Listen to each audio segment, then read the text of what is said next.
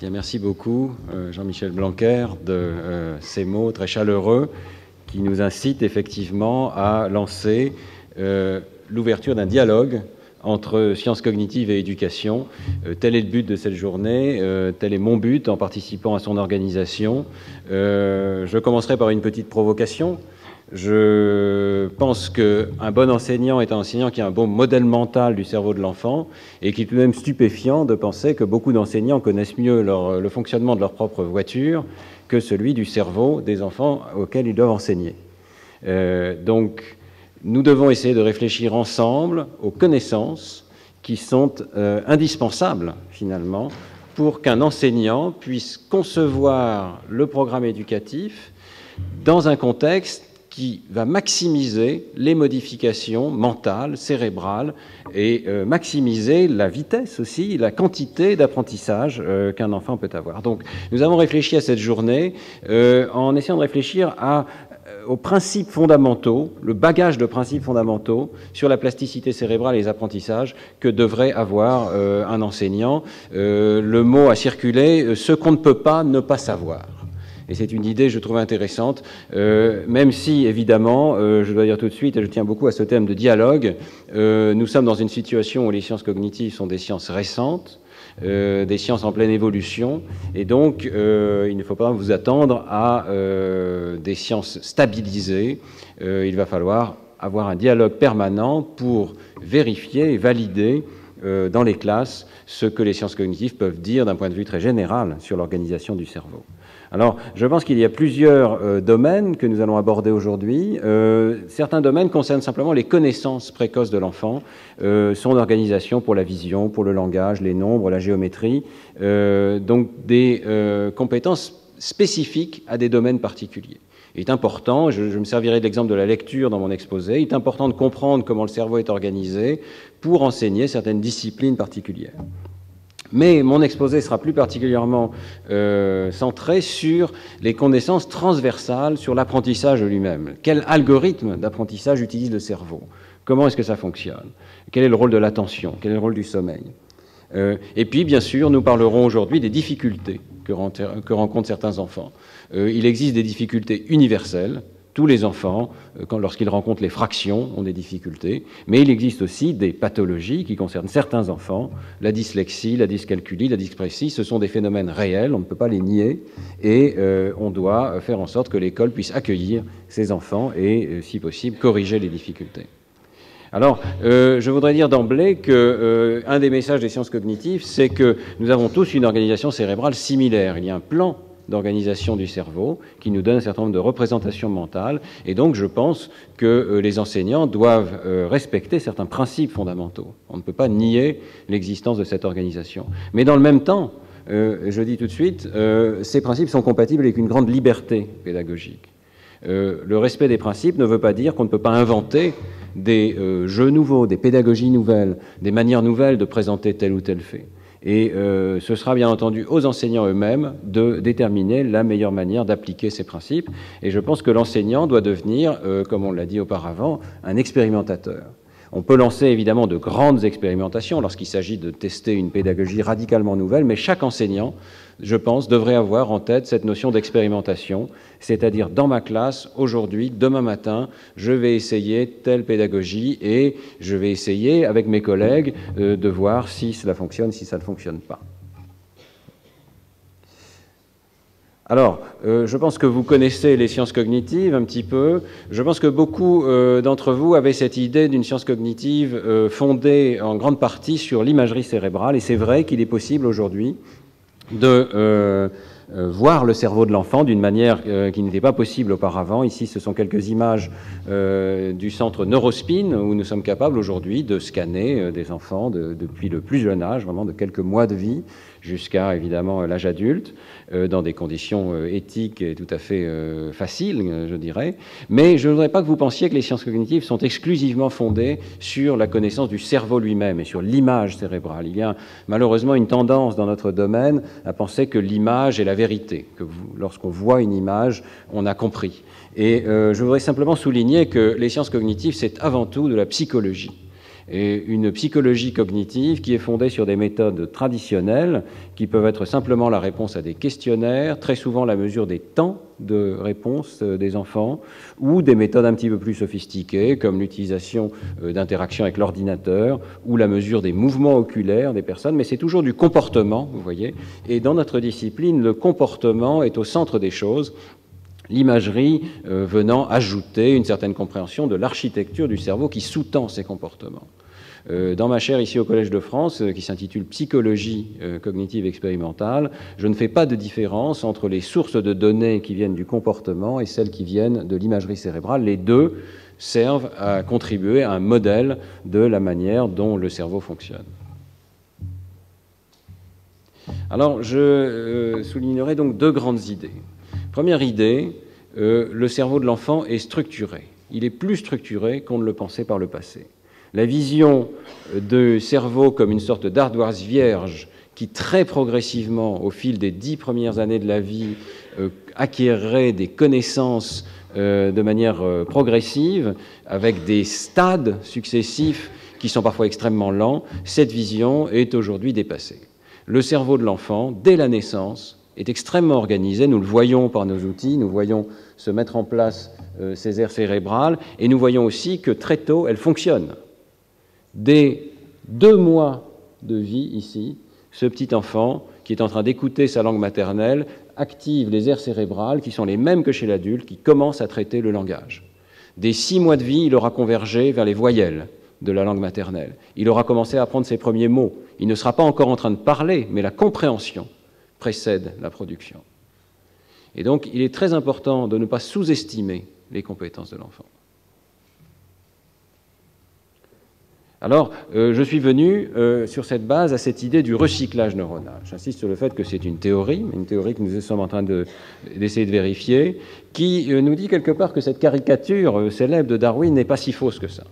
Notre cerveau humain s'appuie sur des compétences anciennes dans l'évolution. Nous héritons de compétences et de représentations intuitives dans des domaines qui étaient ou qui sont toujours très importants pour la survie de notre espèce.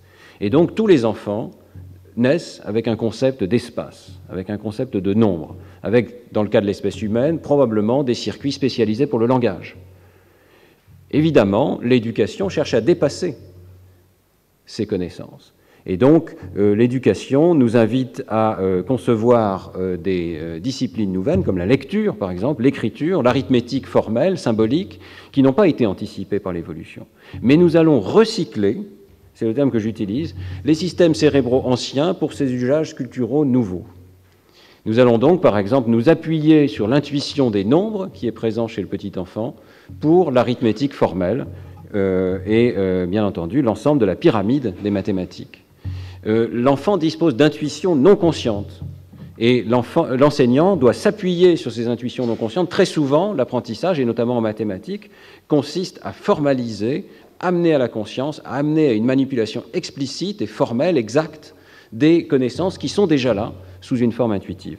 Et ici, en anticipant un tout petit peu sur l'exposé de Manuela Piazza cet après-midi, je vous montre cette image des réseaux cérébraux de l'arithmétique, lorsque vous faites des calculs mentaux, qui préexistent déjà, dans une certaine mesure, chez d'autres espèces de primates, et notamment chez le singe macaque, ici, où on peut trouver des neurones qui répondent au nombre, dans une région qui est homologue de celle du cortex pariétal que nous voyons s'activer lors du calcul mental formel avec des chiffres arabes chez tout représentant de l'espèce humaine, chez chacun d'entre vous dans cette salle. Donc, les mathématiques s'appuient sur des fondations qui existent depuis longtemps chez le très jeune enfant. Alors, la compréhension de ces fondations peut aider à comprendre ce qu'il faut faire dans l'enseignement de telle ou telle discipline. L'exemple de la lecture, je pense, est un bon exemple. Nous avons très largement maintenant compris par où passe l'information dans le cerveau lorsque nous apprenons à lire. Et la compréhension de ces circuits cérébraux nous donne un certain modèle de ce qui doit changer dans l'apprentissage de la lecture.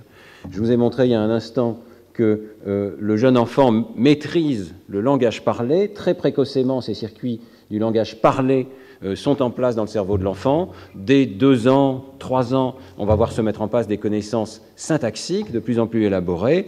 Et donc, au moment où l'enfant démarre l'apprentissage de la lecture, ces réseaux du langage parlé sont bien en place. L'apprentissage de la lecture, nous avons pu le voir par l'imagerie cérébrale, consiste à formaliser des relations entre le système visuel et le système linguistique du langage parlé. Et cela passe par la formation donc, de modifications dans le cortex visuel, mais surtout dans une région bien particulière qui sert à représenter les chaînes de lettres et à les mettre en liaison avec d'autres régions qui sont impliquées dans la représentation des phonèmes du langage parlé. Par l'imagerie cérébrale, nous avons pu comparer le cerveau de personnes qui ont ou qui n'ont pas appris à lire et montrer que ce sont les changements principaux et également que les connexions qui semblent relier ces deux régions sont modifiées par l'apprentissage. Il est à vrai dire stupéfiant de penser que l'on peut aujourd'hui, en scannant et en regardant l'anatomie du cerveau d'une personne, savoir dans une certaine mesure si elle a appris à lire ou pas, parce que ça se voit littéralement sous forme de changements dans le cerveau des enfants. Donc, l'enseignant peut avoir un modèle mental de ce type de transformation, on peut lui enseigner comment fonctionne l'apprentissage de la lecture, ce n'est pas des choses extrêmement compliquées, je ne suis pas en train de dire que chaque enseignant doit devenir un grand spécialiste des sciences cognitives, mais on peut avoir un modèle mental minimal et donc conclure que l'apprentissage de la lecture spécialise certaines aires du cortex visuel pour la reconnaissance des chaînes de lettres et va le relier au code des sons du langage. Et si on suit ce modèle du recyclage neuronal, ces circuits-là n'ont pas été conçu, si on peut dire, par l'évolution pour apprendre à lire.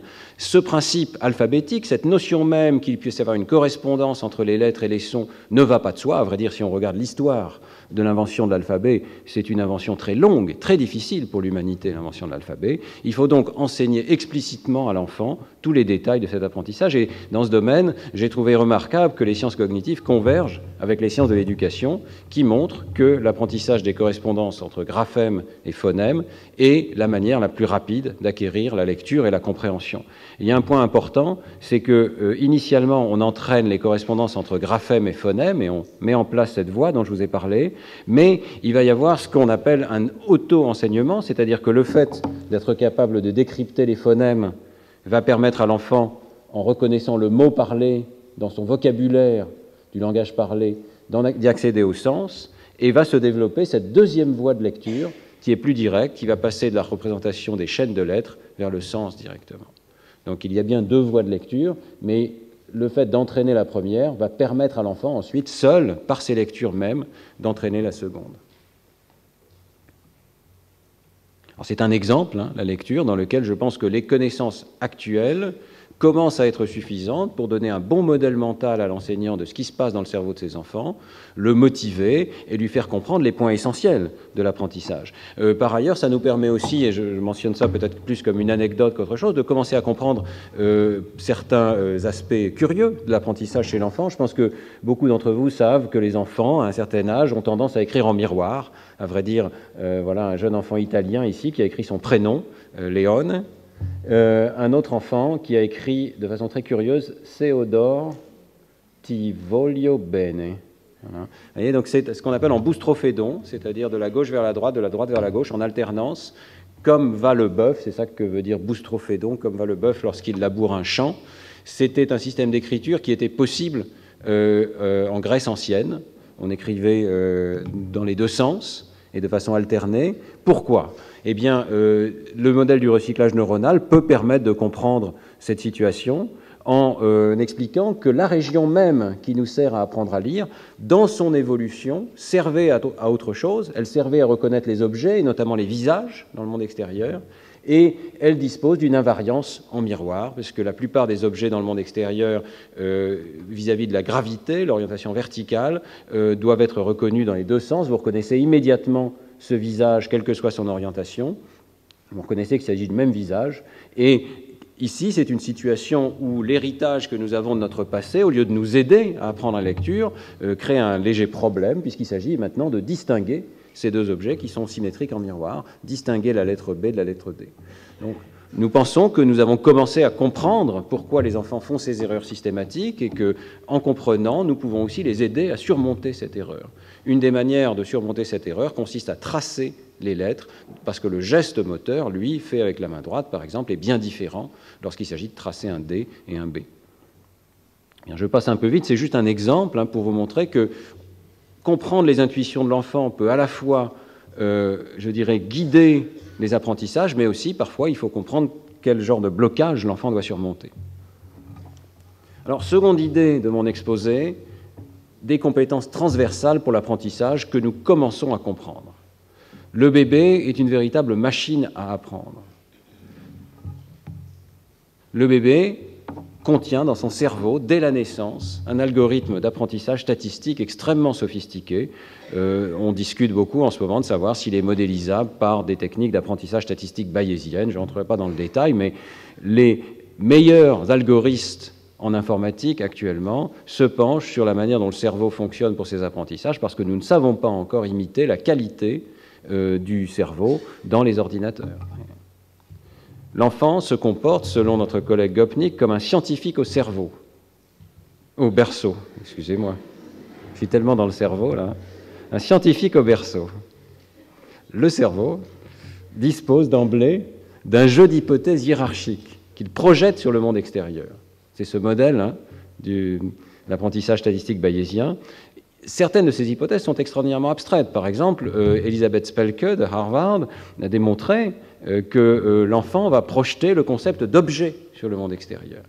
Notre cerveau amène des connaissances, et l'une d'entre elles, c'est le monde est constitué pour une large part d'objets rigides. C'est bien le principe de causalité.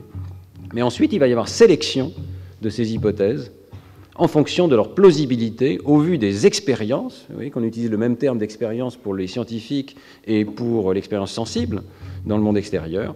Donc les entrées sensorielles que reçoit l'enfant vont lui permettre d'ajuster ces modèles du monde extérieur. Et ceci dès le plus jeune âge. Il y a une expérience assez intéressante qui est menée chez les bébés de 12 mois, qui est parue dans Science l'an dernier. Alors, excusez-moi, normalement c'est une vidéo, mais je vois que je vais peut-être avoir du mal à la démarrer. Voilà. Le bébé de 12 mois regarde cette vidéo. Vous voyez qu'il y a 3 objets bleus, un objet jaune qui sont en mouvement essentiellement brownien.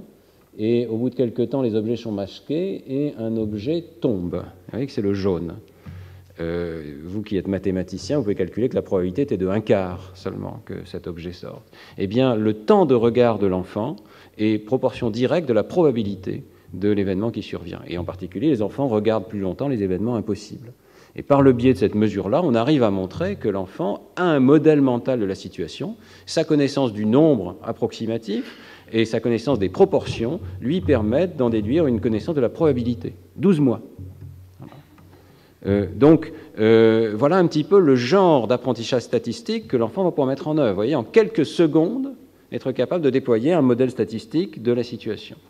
Alors je prétends, je ne suis pas le seul, que ce que nous appelons l'attention, ce que nous appelons la récompense, l'erreur, la curiosité, le sommeil, sont des éléments importants de cet algorithme d'apprentissage, encore imparfaitement compris. Alors, je n'aurai pas les réponses complètes aujourd'hui à vous donner, mais je crois que nous commençons à avoir pas mal de contraintes sur la manière dont l'enfant apprend. Alors je voudrais détailler 4 piliers de cet apprentissage. 4 facteurs qui déterminent la vitesse et la facilité d'apprentissage chez l'enfant, et à vrai dire à tous les âges. L'attention, l'engagement actif, et en particulier l'importance de s'évaluer, le retour d'information par les signaux d'erreur que l'on reçoit du monde extérieur, mais aussi par la motivation et la récompense qu'on peut recevoir. Et enfin, la consolidation, avec automatisation et un rôle tout à fait particulier du sommeil dans la consolidation des apprentissages. Alors, toutes ces diapositives, je vous vois prendre beaucoup de notes, seront disponibles sur le site web du Collège de France, et toutes les vidéos d'ailleurs de la journée seront disponibles de manière à ce que vous puissiez retrouver ces éléments. Alors, pilier numéro 1, l'attention. Ce que nous appelons attention en sciences cognitives, c'est le mécanisme qui nous sert à sélectionner une information et à en moduler le traitement. Et on distingue 3 systèmes attentionnels, un système d'alerte qui nous met en alerte de façon globale lorsque des événements importants vont survenir, un système d'orientation, en particulier spatial, qui nous permet de prendre une information à un endroit bien précis, alors par exemple en orientant les yeux, mais aussi en orientant simplement l'attention interne. Je suis capable de sélectionner telle ou telle personne dans l'assistance. Et ensuite, ce qu'on appelle le contrôle exécutif, c'est-à-dire la capacité de contrôler l'ensemble des étapes de traitement de ces informations.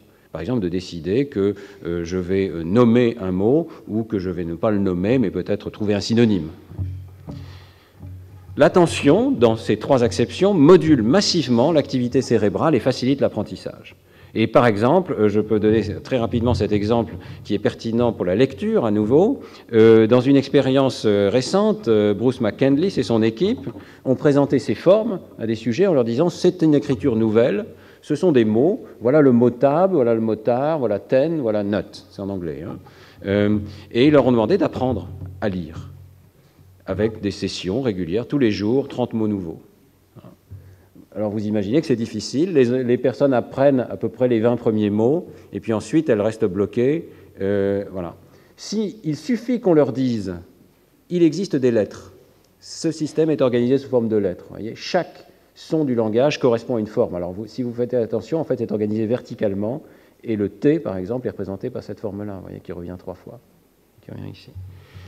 2 groupes de sujets. La seule différence, c'est que l'un d'entre eux est informé qu'il doit prêter attention à l'existence des lettres. Eh bien, l'apprentissage est radicalement différent dans les 2 cas. Ce sont les circuits normaux de la lecture qui se mettent en place lorsqu'on prête attention au bon niveau des lettres. Ce sont des circuits anormaux, et en particulier déplacés dans l'hémisphère droit, qui se mettent en place chez le groupe de sujets qui apprend avec cette méthode globale, vous voyez, où l'attention est figée sur la forme globale. C'est un exemple très simple, mais enfin très profond quand même, qui nous montre qu'on peut expérimenter et que l'attention joue un rôle crucial dans ce qu'on va apprendre. Alors, autre exemple, je pense que peut-être certains d'entre vous connaissent cette vidéo célèbre. Si vous la connaissez, ne vendez pas la mèche. Mais voilà une situation extrêmement simple. Je vais vous demander de jouer le jeu. Votre travail ici consiste à compter avec la plus grande précision possible toutes les passes. Vous voyez qu'il y a un ballon de basket ici. L'équipe blanche va faire des passes. Et il s'agit de savoir combien de passes de basket cette équipe a fait. D'accord ? Donc on va... Voilà, ça dure quelques instants. Une passe, je vous laisse compter. N'en ratez pas.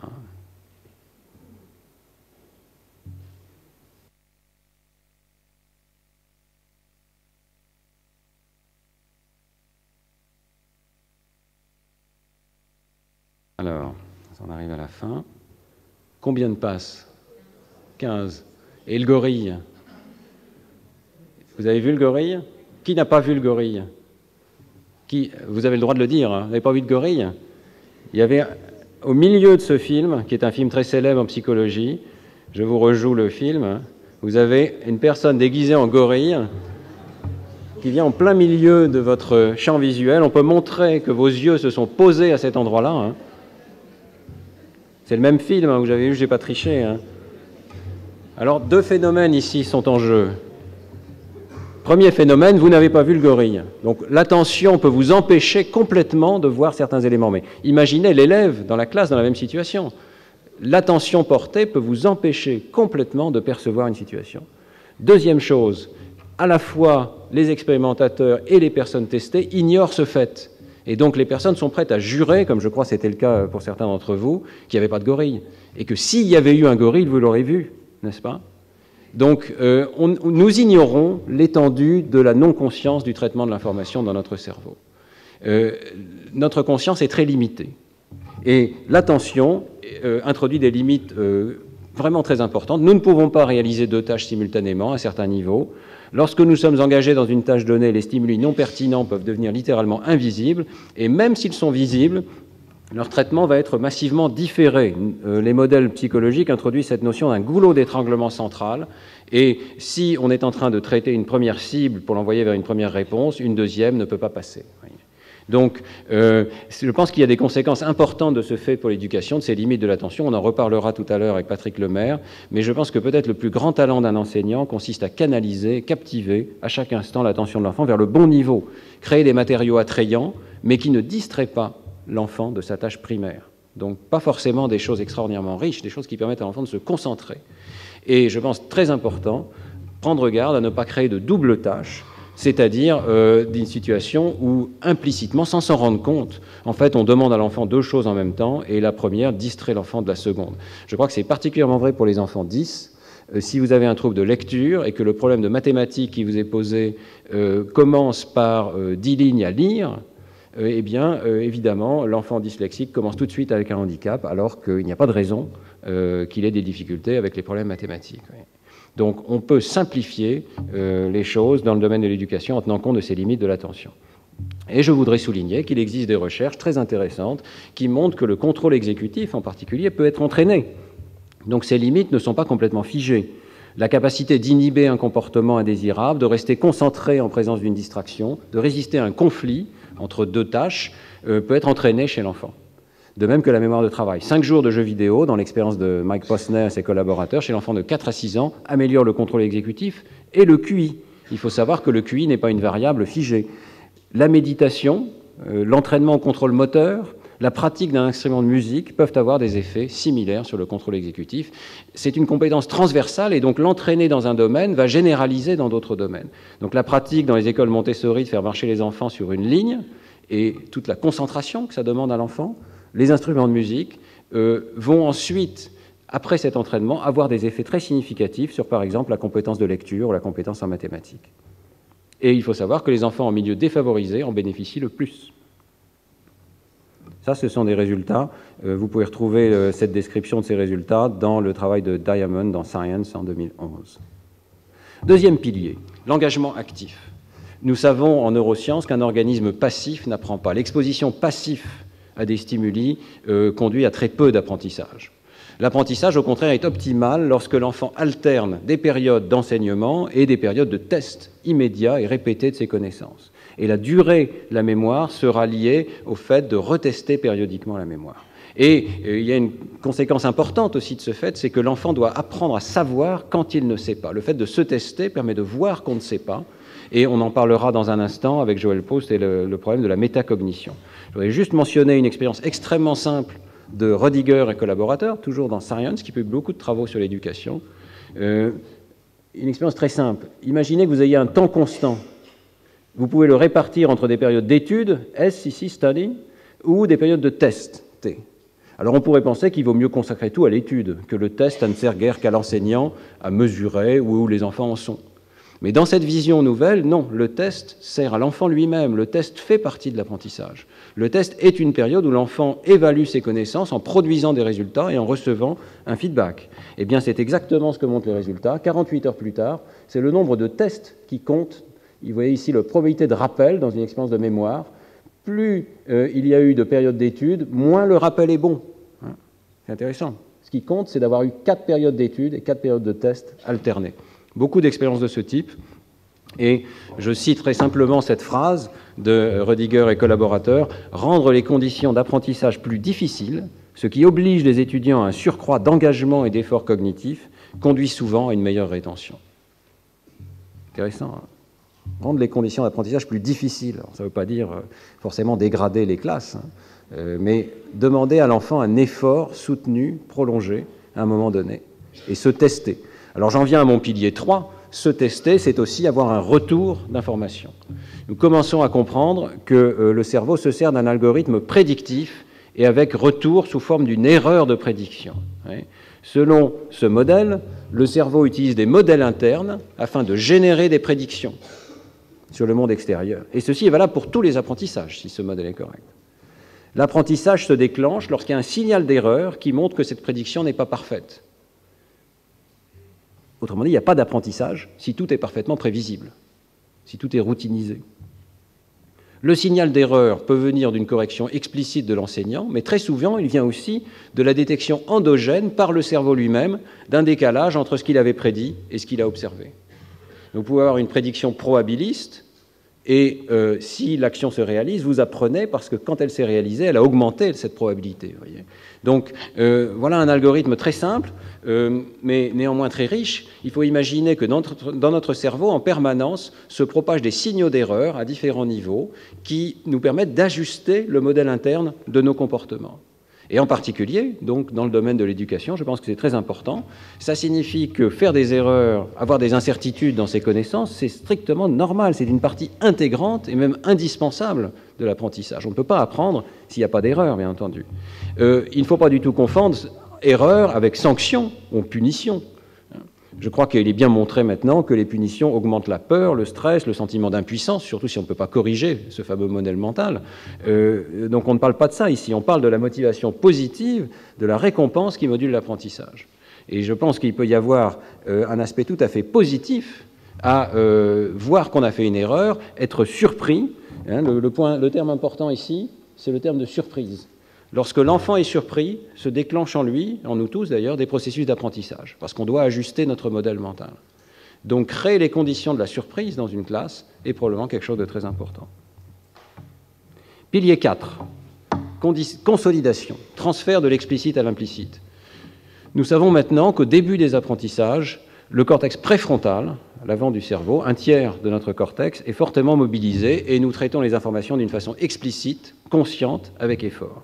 Et puis, progressivement, les autres circuits du cerveau vont automatiser ces connaissances, libérant les ressources du cortex frontal et donc de cette attention exécutive.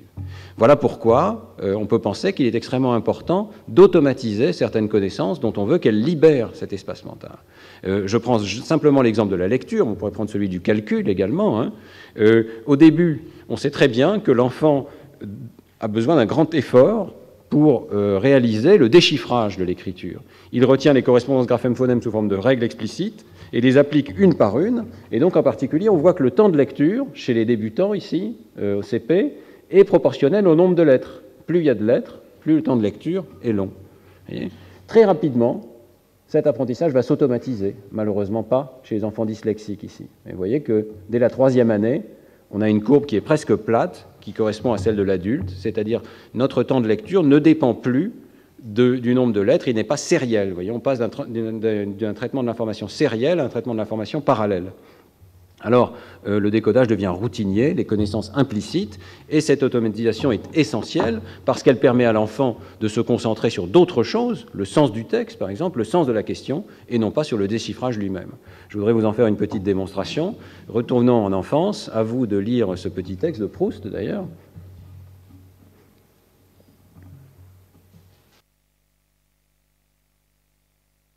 À la fin, ça redevient facile. Hein. Bon.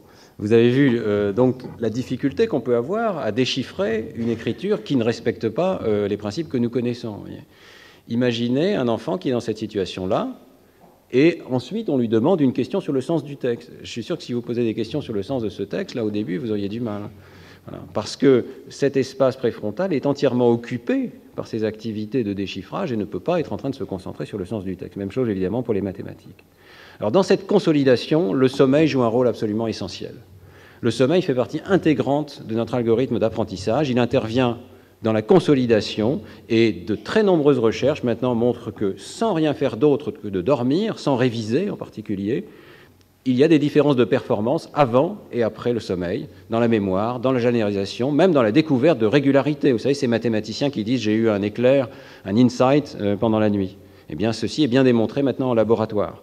Durant notre sommeil, le cerveau rejoue parfois à vitesse accélérée les décharges neuronales qui ont été éprouvées la veille. Et donc, il y a une sorte de circulation de l'information.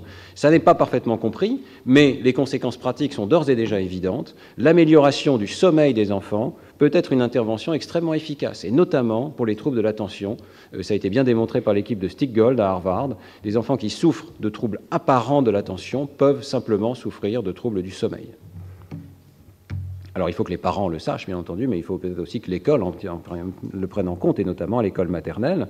Et il y a une autre conséquence qui est extrêmement intéressante, c'est que l'apprentissage est le meilleur lorsqu'on alterne des périodes de veille et des périodes de sommeil.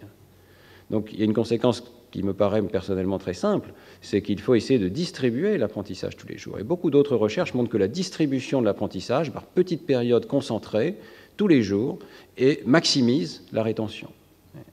Donc, quand j'entends parler de l'école de 4 jours ou 4 jours et demi, ça devrait être l'école de 7 jours. Je sais bien que ça va poser quelques problèmes d'organisation pratique, mais on peut au moins dire ça aux parents. Et je crois qu'on sait que l'école française souffre d'une inégalité très importante, avec des familles favorisées qui réussissent et des familles défavorisées qui ne réussissent pas. Eh bien, peut-être qu'une partie de la différence, c'est ce que font les parents, ce que font les familles en dehors de l'école, et c'est aussi le rôle de l'école d'enseigner aux parents peut-être les conditions optimales d'apprentissage. Alors, j'arrive à ma conclusion. Je pense que vous avez compris que je milite pour un enseignement structuré et cohérent, parce que le cerveau de l'enfant lui-même est structuré dès la naissance, parce qu'il est doté de puissants algorithmes d'apprentissage, capables d'inférence statistique, d'une grande logique. L'école doit fournir à ce superordinateur un environnement enrichi. Et je ferai le lien avec ces nombreuses expériences de neurosciences fondamentales qui montrent, chez le rat par exemple, qu'un environnement enrichi modifie profondément la structure du cerveau. Donc un enseignement structuré et exigeant, ce qui n'empêche évidemment pas du tout qu'il soit simultanément accueillant, généreux, tolérant à l'erreur. Et tout cet aspect humaniste, on pourrait en parler également, puisqu'on sait très bien que ça a des effets sur le cerveau. Alors, on a essayé, avec quelques collègues, de déduire un petit peu des règles ou des principes de lecture au CP dans ce petit livre « Apprendre à lire ». Je crois que je n'ai pas le temps de vous en reparler, mais l'idée est vraiment de concevoir un cursus qui soit structuré, rationnel, et à nouveau qui n'empêche pas la liberté pédagogique. Je voudrais juste terminer par quelques mots de prudence. Je crois que toute recherche scientifique présente toujours une part d'incertitude et que vous devez bien entendu exercer, et les enseignants doivent exercer leur regard critique sur ces données et tout ce que vous entendrez aujourd'hui et par la suite. Les données d'imagerie cérébrale en particulier sont récentes. Et donc, il faut les prendre avec précaution. Même si on connaissait parfaitement les processus cognitifs de l'enfant, je ne suis pas persuadé qu'on pourrait en déduire une méthode. Je ne crois pas à la méthode. Mais je crois à des principes d'enseignement structuré. Je rappelle également, comme l'a fait Jean-Michel Blanquer, que certaines tentatives de passage trop rapide de la connaissance scientifique à l'enseignement ont conduit à l'erreur. Et notamment l'idée de lecture globale, il faut bien le dire, est venue de certains de mes prédécesseurs en psychologie cognitive. Donc ceci nous appelle à la plus grande prudence. Mais sans prescrire une méthode unique d'enseignement, je pense que nous pouvons travailler ensemble également pour évaluer scientifiquement l'efficacité de certaines méthodes. Donc dans cet exposé, j'ai essayé d'être proactif en vous donnant des exemples de connaissances en sciences cognitives qui pourraient être utilisées pour l'éducation. Dans les années à venir, je crois qu'on a un gros travail à faire pour mettre en place une situation où on teste explicitement ces méthodes et on garde ce qui marche et on ne garde pas ce qui ne marche pas. Tout ce que je vous soumets aujourd'hui, ce ne sont que quelques idées pour la suite. Voilà. Merci beaucoup de votre attention.